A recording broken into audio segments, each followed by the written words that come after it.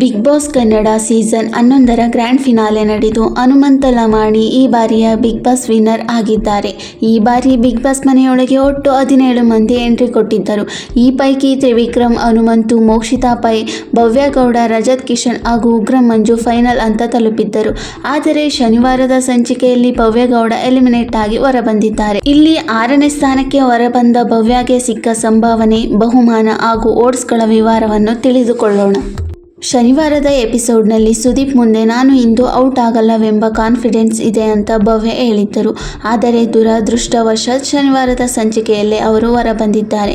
ಫೈನಲಿಸ್ಟ್ಗಳ ಪೈಕಿ ಅತಿ ಕಡಿಮೆ ಓಟ್ಸ್ ಪಡೆದು ದೊಡ್ಡ ಮನೆಯಿಂದ ಆಚೆ ಬಂದಿದ್ದಾರೆ. ಇವರಿಗೆ 64,48,853 ಮತಗಳು ಸಿಕ್ಕಿದ್ದವು. ವರದಿಗಳ ಪ್ರಕಾರ ಬಿಗ್ ಬಾಸ್ ಮನೆಯಲ್ಲಿ ಭವ್ಯ ಗೌಡ ಅವರಿಗೆ ವಾರಕ್ಕೆ 40,000 ರು ಸಂಭಾವನೆ ಸಿಗುತ್ತಿತ್ತು ಎನ್ನಲಾಗಿದೆ.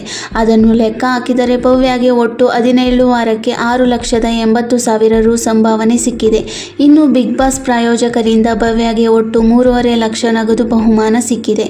ಇದರಲ್ಲಿ ಶ್ರೀಕೃಷ್ಣ ತುಪ್ಪ ಕಡೆಯಿಂದ 2 ಲಕ್ಷ ರೂಪಾಯಿ, ಸುದರ್ಶನ್ ಸಿಲ್ಕ್ ಕಡೆಯಿಂದ 1 ಲಕ್ಷ ರು ಹಾಗೂ ಇಕೋ ಪ್ಲಾನೆಟ್ಸ್ ಕಡೆಯಿಂದ 50,000 ರು ಕ್ಯಾಶ್ ಪ್ರೈಸ್ ಸಿಕ್ಕಿದೆ.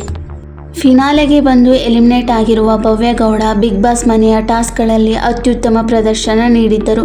ಜೊತೆಗೆ 3 ಬಾರಿ ಕ್ಯಾಪ್ಟನ್ ಆಗಿದ್ದರು. ಎಲಿಮಿನೇಟ್ ಆಗಿರುವ ಕುರಿತು ಕಿಚ್ಚನ ಮುಂದೆ ಮಾತನಾಡಿದ ಅವರು, ಸಿಕ್ಕಾಪಟ್ಟೆ ಬೇಸರವಾಗುತ್ತಿದೆ. ಒಂದು ದಿನ ಮಿಸ್ ಮಾಡಿದೆ ಅನ್ನೋ ನೋವಿದೆ. ಇವತ್ತು ಅಳಬಾರದು, ಖುಷಿಯಿಂದ ಹೋಗೋಣ ಅಂದುಕೊಂಡಿದ್ದೇನೆ. ಎಲ್ಲ ಸ್ಪರ್ಧಿಗಳನ್ನು ಎದುರಿಸಿ ಟಾಪ್ 6 ಸ್ಪರ್ಧಿಯಾಗಿದ್ದೇನೆಂಬ ಖುಷಿ ಇದೆ ಎಂದಿದ್ದಾರೆ. ಬಿಗ್ ಬಾಸ್ ಬಳಿಕ ಕಲರ್ಸ್ ಕನ್ನಡದಲ್ಲಿ ಶನಿವಾರ ಮತ್ತು ಭಾನುವಾರ ಗರ್ಲ್ಸ್ ವರ್ಸಸ್ ಬಾಯ್ಸ್ ಎಂಬ ಹೊಸ ರಿಯಾಲಿಟಿ ಶೋ ಆರಂಭವಾಗುತ್ತಿದೆ. ಈ ಕಾರ್ಯಕ್ರಮಕ್ಕೆ ಭವ್ಯ ಗೌಡ ಸೆಲೆಕ್ಟ್ ಆಗಿದ್ದಾರೆ. ಇವರ ಜೊತೆಗೆ ರಜತ್, ಹನುಮಂತ, ಧನರಾಜ್ ಆಚಾರ್, ಐಶ್ವರ್ಯ ಸಿಂಧೋಗಿ, ಜಗದೀಶ್ ಕೂಡ ಇರಲಿದ್ದಾರೆ.